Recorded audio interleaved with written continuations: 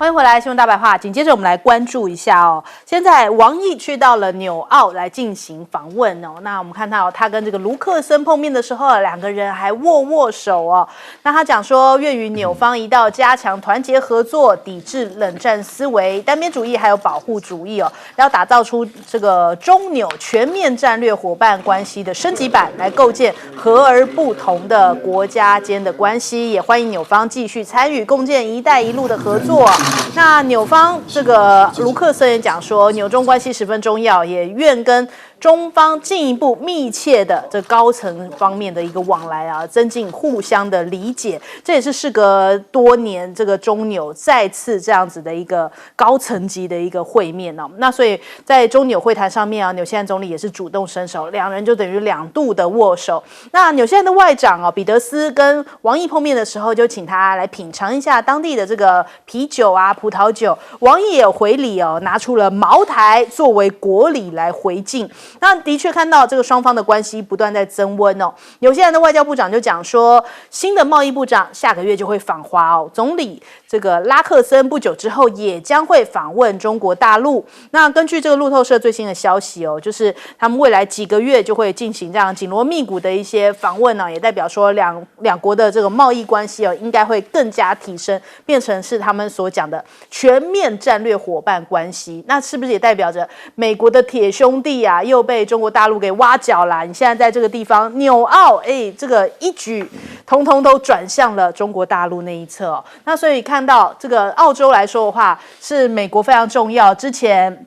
在莫里森时期的时候，逐渐出一个 AUKUS 这样的一个战略联盟哦，但是他们现在自己澳洲新任的这个总理也好，或者是这个新的政府也好，不是跟莫里森那个时期相同啊，他们更倾向是跟中国大陆的关系更加的要好哦。那所以这一次王毅的访问，3月20号也跟这个他们的前总理吉廷来见面。那吉廷哦，其实他就是一直在讲，他是这个 AUKUS 的这个最严厉的批评者。他说 AUKUS 是有史以来最糟的协议，批评澳洲政府将国家利益与美国挂钩，经常让中国大陆感到不安，其实也会使得澳洲自己本身受到非常大的一个损失。比方说跟中国大陆的贸易往来就会有关税啊，或者是没有办法外销啊，这其实是伤到自己更多那其实王毅这一回也跟黄英贤，就是澳洲的外长，跟总理艾班尼斯都有见面，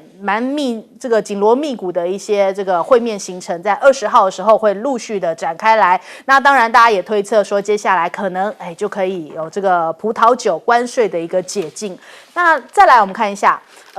纽澳现在感觉释放出一个讯号，不再把美国当老大哥了吗？在 AUKUS 里面其实是包含了英国、美国、澳洲，那感觉上面现在这几个国家好像越来越不听这个老大哥的话了，就连这个以色列好像也是把美国反而当小弟一般我们看这个纳坦雅胡对美国讲话都很呛因为美国出手要逼宫，现在他们政坛出现说要纳坦雅胡下台的声音。那这个甚至他们的参议院的领袖舒默也讲说，以色列必须要重新大选才有健康的未来。纳坦雅胡毫不客气的回呛，就说我们不是香蕉共和国还提醒美国，你要以这个911反恐为例，将心比心。那所谓的香蕉共和国，就是指那些强大外国势力介入以及间接支配的一些傀儡国家。意思就是说，你美国过去是这样子把南美洲的一些国家当成香蕉共和国，你在那边扶植傀儡政权。他说我又不是，我为什么要听你美国的？所以是直面的反呛了美国。那你看拜登现在的态势越来越明显了，因为感觉到可能纳坦雅胡会影响到他的选情，所以他这个看到舒默发表了一份就是要求纳坦雅胡下台的这个演说，然后他还讲说这是个很棒的演说。我认为他不仅是表达了他本人的严重关切，也表达了许多美国人的严重关切，当然就是他自己也是这么的认为非常认同。他已经没有办法掌控纳坦雅胡了，因为纳坦雅胡不愿意当他的香蕉共和国，所以他现在这干脆切割好了，就干脆希望你下台好了。那再来我们看一下 TikTok 现在的状况。人家昨天听到科比讲这一番话就说这人家觉得好像披着羊皮的狼，为什么这么讲？他说我们其实也是呢，就是不乐见 TikTok 被禁，我们不希望看到这样子，那不就是他们要禁吗？他说再强调一下这不是一个禁用的问题，我们不愿意看到这样他被禁我们是希望他呢。母公司主动撤资，就是卖给我们美国，就因为你做的实在太棒了，我们又不能直接抢过来，那我们希望你用一种知所进退的方式，让给我们变成一个美国的企业这是什么哪门子的话？那他讲的是冠冕堂皇，就说我们了解很多人经济都靠他，所以我们也没有要禁他，但是你必须得要让出来给美国来买下这个 TikTok 嘛。那纽时还跟着附和就讲说，这讲的挺好的嘛，这个中国也没有强烈的反弹还替科比鼓掌画虾，人家觉得这个美国真的是很奥妙那他们两面手法，一边是在讲说我跟你这个软性的讲，你不然就让给我吧。另一方面就开始唱衰你就是得不到你斗垮前先斗臭。他们《华尔街日报》就开始讲TikTok 在美国的业务开始出现了增长的停滞那这其实也蛮奇怪的这个讲法，因为现在如果你有在玩自媒体的人，你都知道。各平台都在停滞期了，因为就是已经成长的最高的这个幅度早就已经过了，所以现在 TikTok 其实还算是成长的，在所有的这种自媒体平台当中还算是最强劲的那你怎么会特别挑 TikTok 出来讲？他说没有Instagram 的下载量是领先的，但是使用上面活跃数上面是这样的数据吗？未必是如此。而且他们还讲说你看 TikTok 都有怪力乱神了，已经变成 AI 假造流窜的一个平台了。那本来TikTok 就是短影音 ，Instagram 是以这个相片为主起家，现在也很积极在做 Reels， 要赶快抢进短影音市场，所以这不是可以相提并论的两件事情那再来，我们看到部分的美国参议员对 TikTok 法案存疑，现在拜登政府说要派出一些高官秘密游说，要借机强占这个160亿美元的 TikTok 嘛。那首先我们来问一下赖老师，赖老师怎么看现在这个美国老大哥地位不保这是他铁杆兄弟们一个一个逃。我觉得追随美国在这段时间跟中国大陆对抗或者是去欺压中国大陆，他们踢到铁板了我们为什么会讲说是欺压中国大陆？因为大陆基本上是被动的，他没有去主动的改变现状。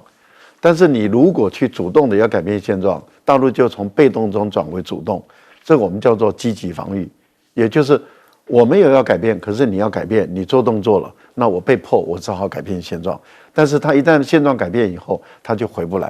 了这是过去中国大陆的做法。例如说金门的事件，其实一开始的时候，我们这边就赶快去把真相还原，我想金门的禁制水域也就不会说，目前来讲就不在了台海中线也好，防空识别区都一样。其实是找裴洛西来弄的时候才弄得一塌糊涂。菲律宾也是一样，美国也一样。美国它组建 QUAD 的目的就是要联合日本、澳大利亚、印度，要建立一个菱形包围圈，要防止中国大陆的这个往外的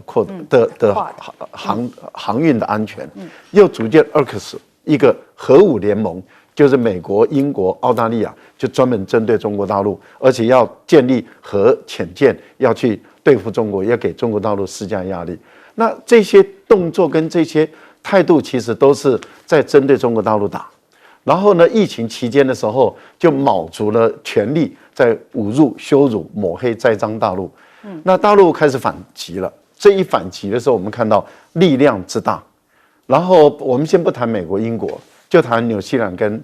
澳大利亚，纽西兰后来就往后跟美国保持一个比较远的距离。后来那位女性总理，美国给她施加很大的压力，然后在压力下，她又转变了一下以后，那么中国大陆跟纽西兰的关系也就开始产生变化。现在新的政府上来了以后，你看他们的态度又回来了，也就是说已经感受到说他们原本这样做对他们的国家发展、对人民的利益没有带来任何好处，美国没有给他们带来任何好处，而他们这样的一个主动攻击中国大陆，给他们带来的伤害更大。现在纽西兰在反转了，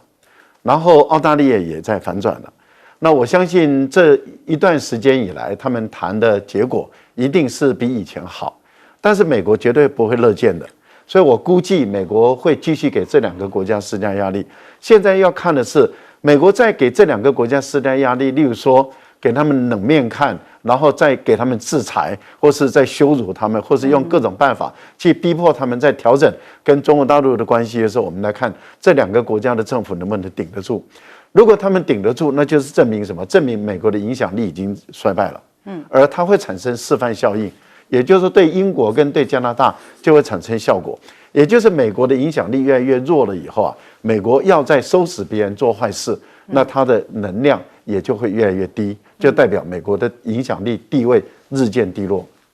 好，来请教苑老师。好，我这边稍微提一下哈，就是有关于那个AUKUS 当中啊，那个当然澳洲现在搞明白了嘛，因为原来的话呢，就是英国拉美国还勉强可以算得上啊，那就是拉到澳洲的时候呢，澳洲其实这一段时间呢只带来危机，没有带来任何好处。澳洲啊跟纽西兰的话呢，他们跟大陆当然是它的地缘关系摆在这里嘛，所以这个生意要继续做。导致有两件事情蛮值得聊的，第一件事就是以色列的这个问题啊，这个舒曼讲得非常清楚啊，就是叫这个现在这个总理纳坦雅胡叫他准备改选了，因为他们确实知道他改选不会选上啊，他其实这个信任度非常低啊，但是他表现的意志非常强烈啊，他刚好说不一样的话，我觉得纳坦雅胡他表现的话呢，非常坏哈，非常坏，但是唯一的好处是他真的是把美国的脸丢。就是他，因为他的关系，让美国展现出来能力有限，美国人拿他没有办法。从总统到舒曼，舒曼的话就是那个年纪很大了，常常找不到自己方向，要不然就迟迟发呆，跟拜登其实差不多的情况下，他们最主要强调这个事情的话呢，我觉得说是纳坦雅胡讲的这句话，故意讲说我们以色列不是香蕉共和国，香蕉共和国讲的是讲的是什么哥斯达黎加啊，或者讲的是什么尼加拉瓜这种情况啊，或者说巴拿马，但是绝对不会谈到以色列。为以色列的话，不但不是香蕉共和国，以色列基本上才是真正的自走炮以色列是世界危机的自走炮啊！这个情况的发展。那另外 TikTok， 我在这边跟大家强调一下哈，其实 John Kirby 讲的话是有他的道理，有他一贯的逻辑，大家仔细看这里面的条文就会非常清楚。原来的话呢，很多人都搞他说拜登啊，你自己也搞这个 TikTok 啊什么的，发表什么。TikTok 他们基本上这个法案的通过的主要目的就是说，我们承认你很厉害，但是我们想把你的厉害完全跟中国政府剥离，不剥离就有国家安全的问题，剥离以后呢，你可以更厉害，在美国的发展。那目前为止呢的这个野心呢，很多人在误解就会认为说是老美的话呢要强买这个 TikTok， 但是实际上的情况它是要剥离。但是周受资有个观念讲得很好他卖掉后他不一定能够拿得到钱因为他自己讲我们没有做错什么，为什么要卖掉？然后你卖掉以后的话呢，不管都价码多好，可能也没有像你想象中那么简单，这是一个整体的趋势，没办法。好，李将军，我觉得 TikTok 跟这个舒曼讲的话，刚好是代表美国拜登选举的时候，一个是国际上面外交的压力，一个是内政的问题。第一个我先讲舒默是何等人也，他是美国参议院里面第一个这个犹太裔他是犹太人的少数党的领袖不是多数党的领袖他现在讲这种话，就是说，纳坦雅胡该换人了。那你想想看，一个犹太裔的多数党领袖讲这种话，那代表什么？就是要把纳坦雅胡换掉嘛。那我们在对照之前，这个拜登有一天他这个忘了关麦克风，然后他说这个他已经跟纳坦雅胡摊牌了，这种已经很明显的，因为这是外交国际上的压力。以色列现在就是要进攻拉法嘛，进攻拉法产生的是国际上面大家不能够接受的人道危机，所以拜登也感受到这种国际上的压力，他必须要对纳坦雅胡有所施压，让他这个停止这个对拉法的进攻。那在这种状况之下，我觉得说，这个拜登很明显的准备就是动用各种力量要把纳坦雅胡换掉，利用他现在来讲，在国内来讲的话，他这种这个声誉支持率也降落的状况之下，他要把纳坦雅胡换掉，而且这种话由谁来开刀？就由舒曼来开刀，来发表这种言论。然后舒曼讲说以色列该换人了，你知道拜登怎么回答？你说他说，舒默讲得非常好，所以代表是这个意思。第二个我讲说这个 TikTok 现在来讲的话，其实美国自己在找糗了。TikTok 换得了换不掉，换不掉了。美国要把进 TikTok 已经不是第一次了，这是已经第4次了，这次已经第4次。第一次是谁提出来？2020年的时候，川普提出来。那第二次是谁？2021年的时候，拜登一上台就是要进 TikTok。就这2次来讲的话，都被美国的法院打枪，说你违反言论自由，这不能通过。所以美国的宪法里面就规定，就把它美国最高法院就把这个总统的这个提这个 TikTok 要禁 TikTok 案子给他否决掉。第3次是谁提的？是蒙大拿州提的。然后他提的理由是违反国安跟违反这个国家安全跟外交。然后最高法院就说你这个国安跟外交是联邦政府的事，不是你州政府的权责，又把它否决掉。所以周受资有恃无恐的。周受资前2天说要卖就卖，要卖我们绝对不会卖，我就可以退出，但是我绝对不会卖。那好，如果说是周受资讲这种话，代表什么？美国如果禁掉的话，他这些年轻人的选票他还要不要？不管是拜登或者川普，那川普很聪明啊，立刻转弯了，他支持 TikTok， 所以他知道进不了 TikTok 的了。这个美国现在也只是在演一场戏而已，给这个为了选票演一场戏，给这些打反中牌演一场戏。但是事实上可能起不了太大的作用。好，我们先休息一下，广告之后马上回来。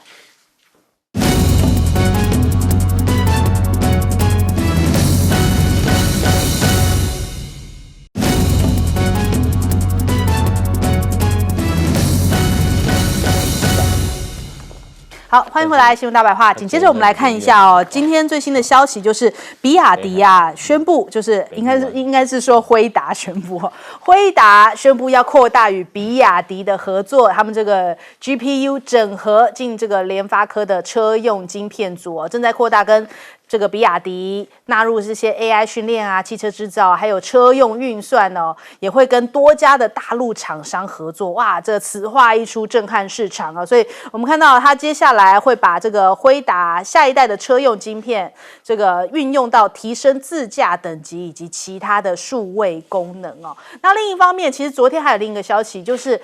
比亚迪也跟京东哦达成了战略合作协议，所以感觉现在比亚迪是不是有2路战略哦？就是中国大陆方面的话，它的晶片可能是采取用这个京东这一条路线。那如果是海外市场的话，可能是用辉达啊。在感觉上面，它的这个全球的战略布局又更加的明显了。那我们来看一下，王传福哦有讲了一番话，就说你如果要做中国梦的话，你不能是坐在外国车里头啊，你当然是要坐在中国车里头来做中国梦。我们来听听。做到外国品牌里面做中国梦，笑话！我们这个自主品牌，我们这个汽车工业，我们的高铁都骄傲啊！我们的互联网很振奋，我们的家电哇也很好，我们的工程基建更棒，唯独我们汽车抬不起头。你说马路上看看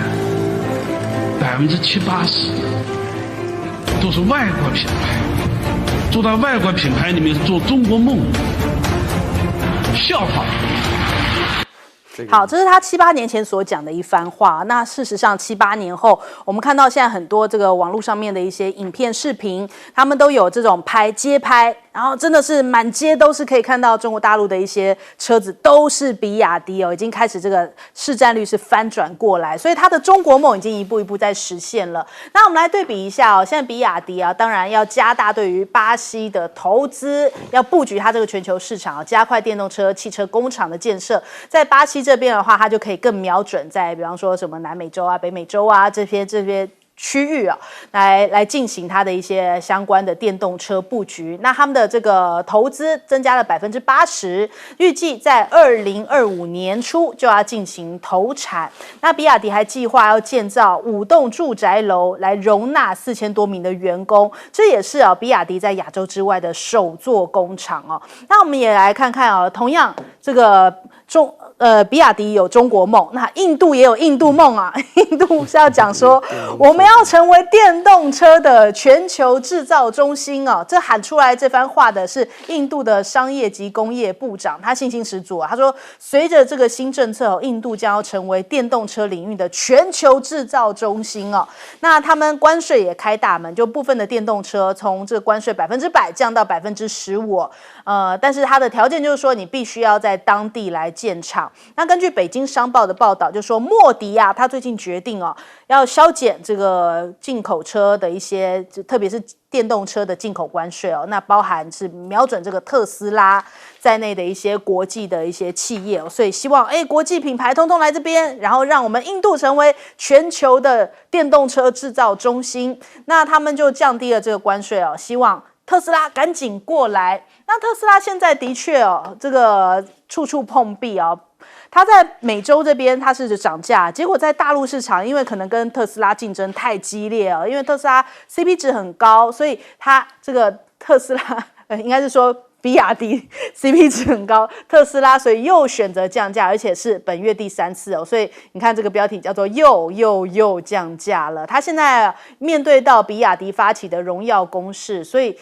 现在特斯拉疲于奔命，只能在价格战上面跟着降，所以它的市值蒸发非常多。主要就是因为很多人看到说它在中国大陆市场那边好像没有办法打败比亚迪节节败退所以很多人不太看好，长期投资者就开始对他喊话就说马斯克你再不专心工作不专注于工作就换掉你，就有点生气因为这个特斯拉现在股价暴跌，他说这个马斯克要不改变自己行为，要不就被取代，所以他们就说我们要去找一个对特斯拉真正有帮助的 CEO 希望马斯克能够改变态度，真正重新专注于特斯拉的工作，积极的来推广这个品牌，否则这个状况就是可能要面对他们要把它换掉了。那竟然还有一个消息是说这个马斯克还说他真的有用这种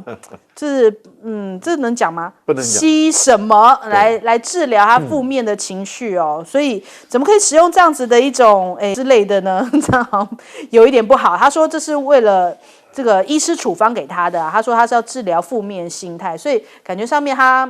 真的是诸事不顺，流年不利那我们来问一下赖老师怎么看这个比亚迪的战略？我觉得他的战略是正确的因为黄仁勋已经表明了他的态度很清楚，就是他一定会遵守国家的法律规章，也就是美国的法律规章。他是美国公民嘛，对，他的公司也是美国的，所以他一定会遵守美国的公司的法律规章。那美国的商务部对中国大陆是非常的不友善，那有很多的歧视性的行为。所以这一些高科技的东西，或是它顶端的这些人工智能是不能够卖给中国的，那他干脆拆2半嘛。那也就是说，比亚迪的策略就是，如果说比亚迪的海外厂不进入中国大陆的，那在海外的，那它可以采用可以采用辉达的。那辉达当然对于他来讲的话，他就可以回避美国商务部的这些限制。那他国内的呢，就采用本土的。那采用本土的，它就可以提升它本土的，像京东、华为他们本身的人工智能的晶片的能力。为什么？因为当它两边都能够使用2种不同的晶片的时候，它可以更清楚的了解这个晶片之间的差异到底在哪里，截长补短嘛。所以我觉得这个对于中国大陆也不是一件不好的事情对比亚迪来讲更好。另外一个部分里面，你不要忘了，它之前是在墨西哥设厂。对。但是他已经表明了说，他对于目前优先不是进入美国，因为他说目前对美国市场没兴趣。最主要是因为美国限制比亚迪进去嘛。对。就好像台湾不让比亚迪进来一样，这样的都是歧视行为、不公平的行为。但是他为什么在墨西哥呢？一方面进入墨西哥的市场，二方面可以进入加勒比这些地方。那现在在巴西在扩厂了。所以很明显的就瞄准了这个南美洲的这个大的市场，所以在2个非常重要的地缘战略的要点上，一个是墨西哥，一个是巴西，都在加大投资。这个代表什么呢？代表王传福就比亚迪他们的企图心非常的强大。也就是美国、中美洲、南美洲，你想想看，如果有越来越多的墨西哥人开的都是比亚迪，那他一下过边界就进美国了。他是合法的公民，他可以进美国的话。那美国人一看说，为什么你开的车都比我们好，又比我们便宜？那最好的行销，他只得开进去以后，人家再看看特斯拉，就是那几款，再看看比亚迪怎么多成这个样子，然后这个就完全不一样了。这个时候，美国的消费者就可能会站出来了，说：“你怎么可以剥夺我们消费者的权利啊？我们台湾现在的消费者太是良善了，应该讲太温柔了。你应该要问一下。”我们的民进党政府为什么剥夺我们消费的权利啊？因为我们没有车子可以开过台湾海峡，不小心让我们看到一下。如果有一天可以进来的话，情况就变了。印度听听就好了。他们的雄心壮志，你就是佩服佩服。跟有一个国家，我刚刚讲，我觉得亚洲有2个国家最让我感觉到特殊的，一个就是印度，他什么都要做出来；一个就是韩国，什么都是他的。这2个真是了不起而奇特的国家。不过我后面讲一句话，我觉得到印度投资，麻烦你小心一点。他现在给你开大门，哪一天他用司法跟行政方法修你没收你，自己小心一点。一对宝。来，我们来问一下李将军。我接着赖老师的话接着讲，这个印度去投资它有一个外号叫做企业的坟场。为什么它是企业坟场？因为它的法律叫做高标准立法，但是普遍性违法，最后是选择性执法。其实现在来讲的话，光特斯拉，我们讲现在特斯拉，它已经退出印度的销售计划了，因为它实在是受不了这个国家。它这个国家，我讲一个这个企业在这边发生的事情，让各位开心哈。这个英国有一家跨国的电信公司叫做沃达丰的这家公司。然后他有一次被印度罚款了数十亿美元哦，罚款很多，罚款数十亿美元，他就跟印度去打官司啊，对不对？打官司我并没有违法，你为什么要罚我？就印度就翻，翻到1961年的法案，财税法案，确实没有违法，就才是他不用罚了，才是不用罚。那印度议会心想，怎么可以不罚呢？这个我们修改法令，就印度议会特别为了这家公司为了要追他的罚款，去修改法令，修改1961年的法令哦，财税法案，修改这个财税法案，而且不但修改，还说要有追溯期，必须可以追溯，所以继续罚这家公司数十亿美元，溯及既往，溯及既往，再罚他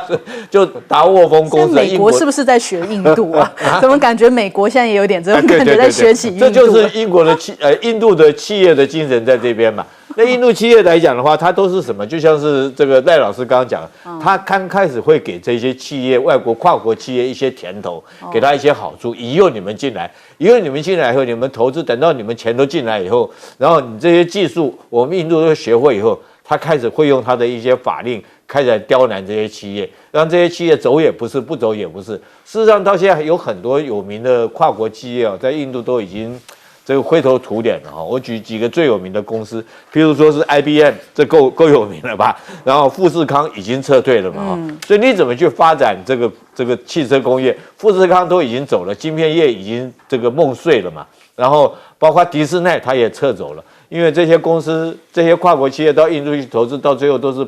被印度的这些法令规章弄得灰头土脸。印度还有一个很大一个问题，它的人工来讲的话，它的文盲这个识字率还是很低的，然后它的企业基础建设来讲的话还是不足的，所以这些来讲都不足以吸引外国企业到这边投资。所以外国企业要去那边跨国投资的话，刚开始会有一些甜头，但你必须要思考，你后续来讲会不会被陷在这个困境里面。好，请教袁老师。我必须强调一下哈，这个新能源车啊表现的过度强势的结果，就是美国啦、德国啦、日本啦，他们都不玩了啊，所以说他们基本上不发展新能源车的话呢，比亚迪很争气，没有话讲啊。就是他刚刚讲到那段话的时候，那个时候马斯克提到比亚迪还在笑。那么现在也不敢笑出来。现在的话呢，马斯克的特斯拉的话，在新能源车的发展话的最主要，这个双强啊，他们都要一起集中就是争取中国的市场。所以在这种情况之下的话呢，你可以想到目前为止啊，在发展上来讲的话呢，比亚迪只有靠自己。所有中国的新能源车的话呢，都会可以感觉到都要靠自己。新能源车在发展的过程当中，电池的解决啊，然后就是各地要安上充电桩。这是一个非常大的问题，只有中国这种基建的速度才能够维持这个认知上的结果。那么在这种情形之下的话呢，我觉得呢，比亚迪本身虽然争气啊，但是大陆在整个发展当中啊，包含非常多了哈，华为也很争气啊，大疆也很争气啊，那个字节跳动也非常争气啊。但是这些东西的话呢，我是觉得说，中国所有争气的产业呢，要做好自己啊，要逐步发展，创造出自己的价值。因为的话呢，因为中国在产业上的发展过于强势的结果，极容易引发所谓的逆全球化的趋势。而这个情况来讲的话呢，这当然我必须肯定一下啊，就是说是这个比亚迪也好啊，所有的这个包含京东啊什么，他们都想尽办法，透过各式各样的方法来维持这个国际化的趋势，这个是很好的。可是的话呢，我觉得另外一个最重要的问题啊，就是说经济的发展、商业的发展的话呢，都远远不如政治上的压制。这个政治上的压制的话，我相信几年的时间可以看出高下来啊，但是以后的话呢，诚如刚刚那个赖老师讲的啊，以后我们慢慢会发觉，如果你不进口大陆的东西，迟早将来你会发觉说，大陆是非常进步的，而我们看到的时候，已经发觉自己是一个非常落后的地区。这种情况的话，是我们必须要注意的。我觉得这种讲法的话，实际上的话，我在这边奉劝一句啊，大陆的所有的企业家、经营者，他们自己心里要做好准备。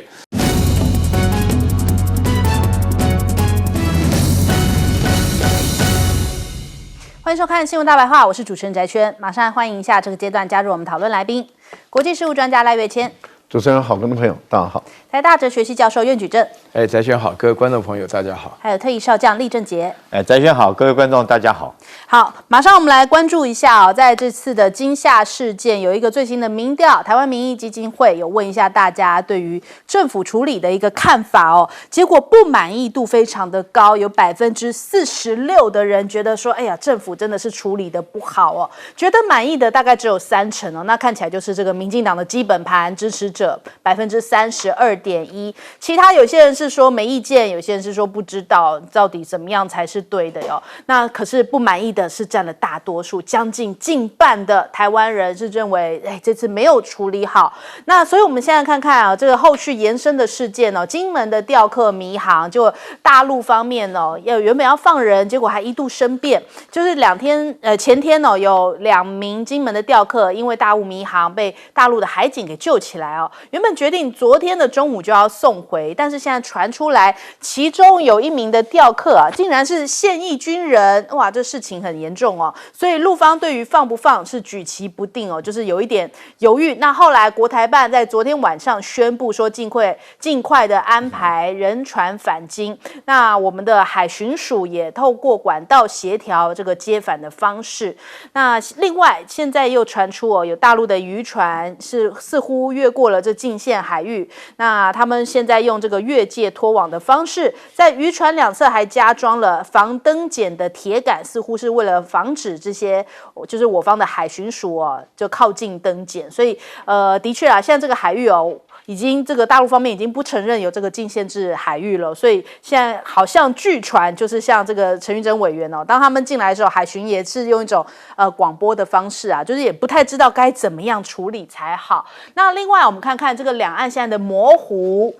感觉是不是一种兵战的讯号呢？东部战区的微博大概在这24小时之内已经连发了3-4篇，这个我刚刚看又有再更新一篇哦，所以已经大概是4篇左右相关的备战的这个 po 文哦，有的是讲说，这个我们现在人力方面新兵备好，这个迈开军旅的第一步，然后有的是说，我们保障尖兵哦，强训火热展开，或者是说他们现在呢，这个73军团加大这个展开的专业训练，然后让这些专业的官兵的能力能够再提升，甚至还放了一段影片，我们直接来看看。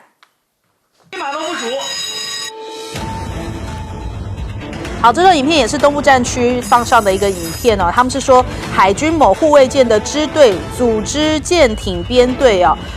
去训练的海域展开海上的跨昼夜训练哦，在检验兵的这些检验官兵的技术水准这也不断在提升，然后锤炼编队的灵活作战能力当然也是对外释放一个讯号，就是现在正在积极的备战，而且是一种跨昼夜的训练哦。那另外我们看看马祖，不是前阵子被插了5星旗嘛，就是人家说是一个无人岛嘛，所以就有人在解读就说现在可能这个讯号代表着未来中国大陆不管你什么金门上空的空域而且现在叫做实验，其实它就是要把这个钓鱼台的模式搬到金门马祖，再把金门马祖的模式未来会不会扩及澎湖、东沙岛，甚至扩及到台湾的西海岸，这搞不好是有可能会一步一步往前推进的嘛。那亮哥就讲说，你看大陆的海警船还接下了炮衣，这是有讯号的这赖清德得要好好思考因为大陆的表态就等于是准备好对着干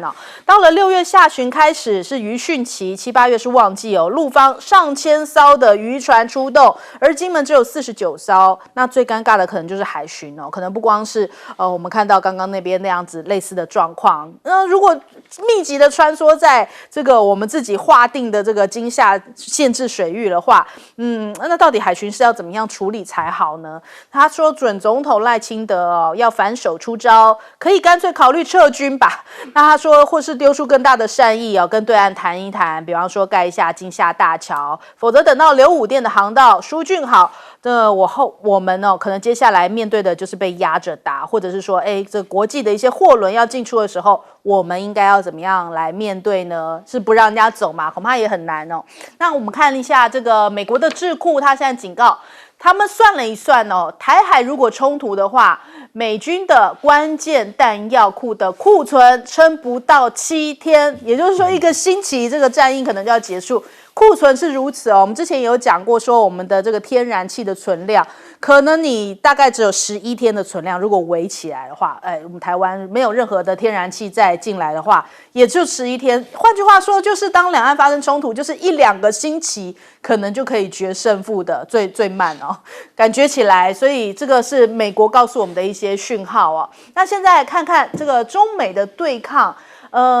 解放军他们这个央视的军事有报道，他们的中国大陆的空军的轰炸机然后歼击机多型的战机到西太平洋展开远海训练。那任务就是把中国的轰6K 战机第一次飞出第一岛链1000余公里，1个小时之后来到了公车海峡口有2架外国的军机正在逼近那中国大陆的军机就亮肚皮。亮肚皮的意思呢，就是给你看看，我肚皮底下有怎么样的一些导弹就是展现一下这个火力展开这个威吓。所以这个战机亮肚皮，我们就拿一个示意图通常是对于附近的飞行的一些，比方说外机来展开一些威吓，给你看看我的武器有多厉害。那大陆还有2艘军舰出现在台湾的东方海域，日本的这个首相岸田文雄将要访美。所以美日海军可能会有一些新的配合，日本也要开始武装西南诸岛。那因为美国要撤出第一岛链所以第一岛链都要自求多福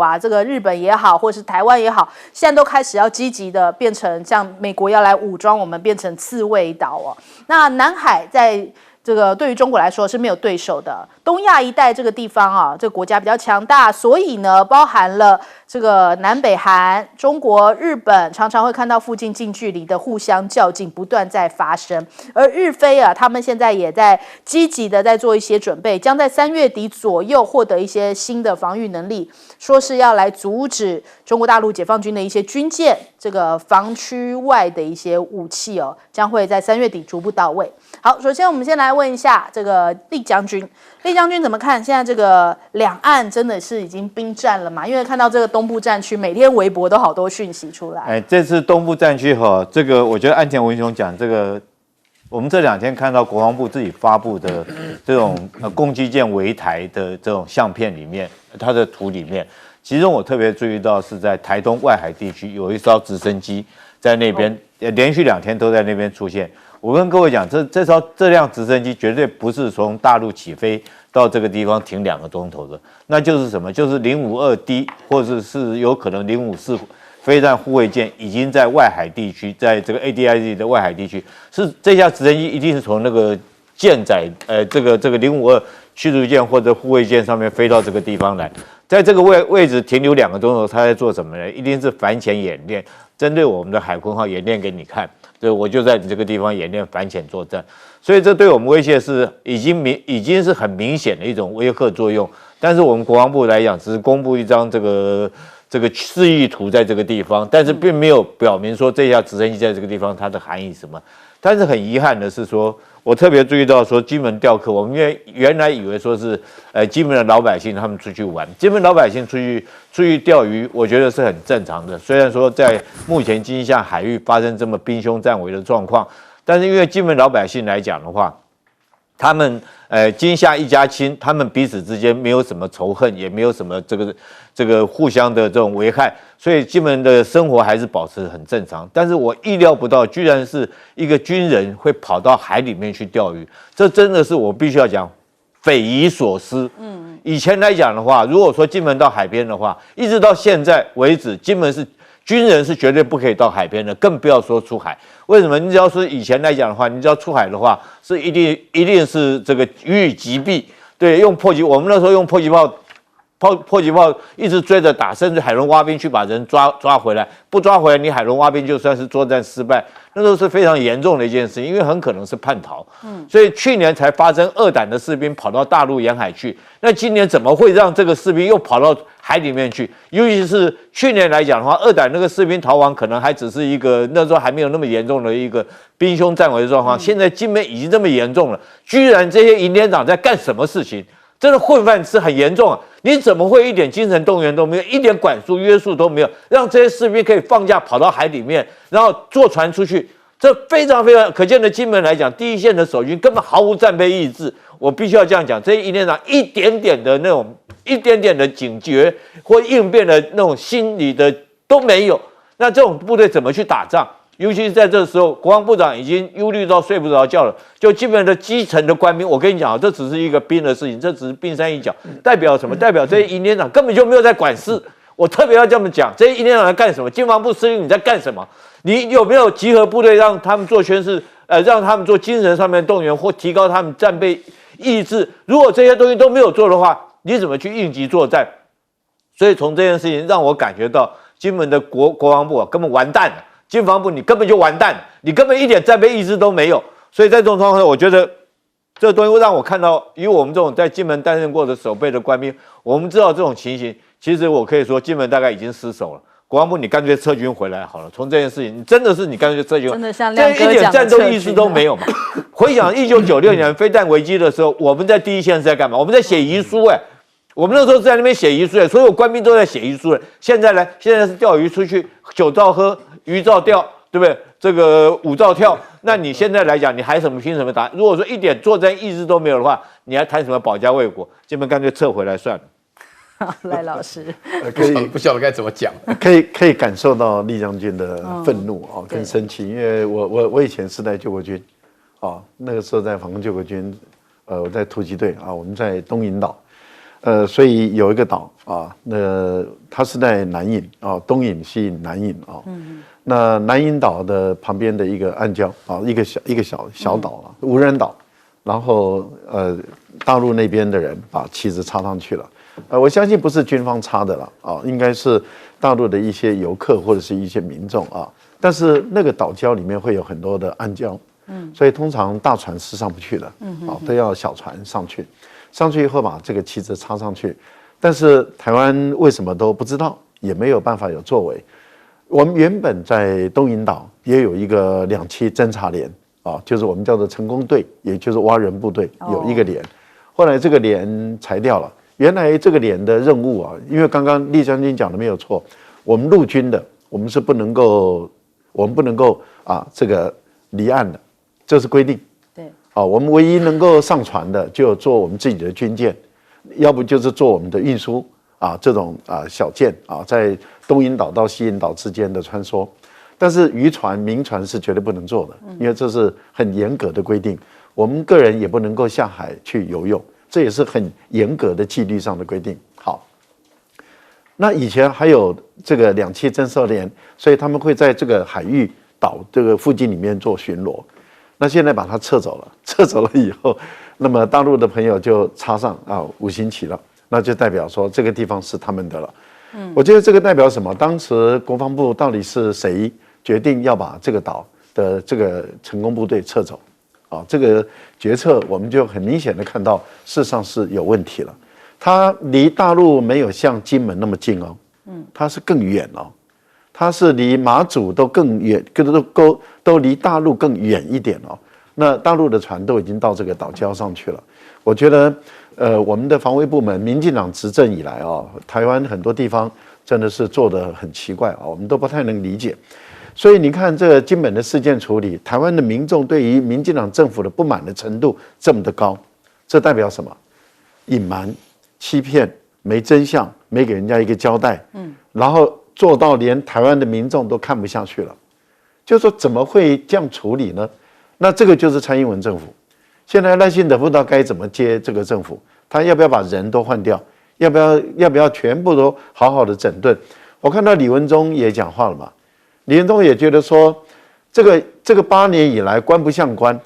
啊，然后每一个人碰到事情就是推卸责任、找解释、找理由搪塞，然后没有人负责任，这个已经把整个8年以来把这些政务官搞得不像话，也就是每一个人只要去推卸刑事就可以为所欲为。我觉得蔡英文在这部分里面对台湾的政治真的要负很大很大的责任。另外有关于日本很明显的在挑拨菲律宾，那么他一直在资助菲律宾，他希望菲律宾在南海跟中国大陆闹大一点。那换言之，也就是说，日本人其实是在利用菲律宾跟中国大陆搞大。我觉得这样的一个做法，基本上对日本也没有什么好处。好，姚岳老师。我刚刚听到这个厉将军啊，很激动啊。那个我在这边稍微，因为我本身呢，算是在2位这个都在外岛服役很久的人呢，算是一个比较，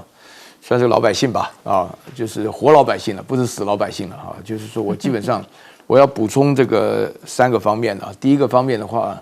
我觉得这一次从这个大年初5到现在啊，就过了1个多月啊的这件事情，大家看得很明白啊。那个民意调查显示出来的结果，就是有1半以上的人呢，就是很反对。我很久没有看到大家对民进党政府所处理事情有如此反对的，大家一直不断的每天在这边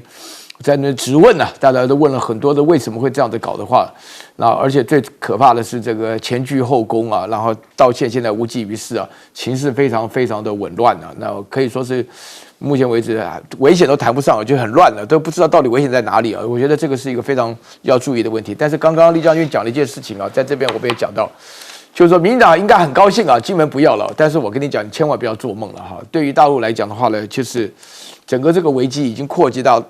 及到台澎金马，可以见得，因为东部战区原来在发布了一张这个叫回家的那个有4代的视频的海报，你可以看得很清楚，这看得很清楚。这里面就是说，从2022年的8月2号佩洛西窜访台湾以后的到现在为止，所有的演习不但没有停止，它是本身已经扩大到金门、马祖，然后澎湖岛。所以说，台湾的东部这些都已经完完全全在属于他们演习的范围。所以说，要出事就台澎金马一起出事，不可能就说只有趁了民进党的意啊，就是只要拿下这个外岛而已啊。这是第一个部分。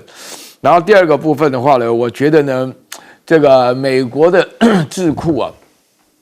对于这个台湾的目前的国防啊，他们也非常清楚。我强调一个消息啊，就是说是他们除了这个弹药不够用以外，他们问出一些非常有逻辑的问题啊。他说，台湾本身来讲，既然是一个岛，又没有什么自然的资源的话，在这种情况下的话呢，那你这个电力的维持的话，当然要尽量靠核能了。但是我们在台湾的话呢，出现了一个反核当成政治正确的解读啊，这个导致他们觉得前后是矛盾的。说句良心话啊，我刚刚听到厉将军一讲啊，我这在旁边都忍不住想跟他讲，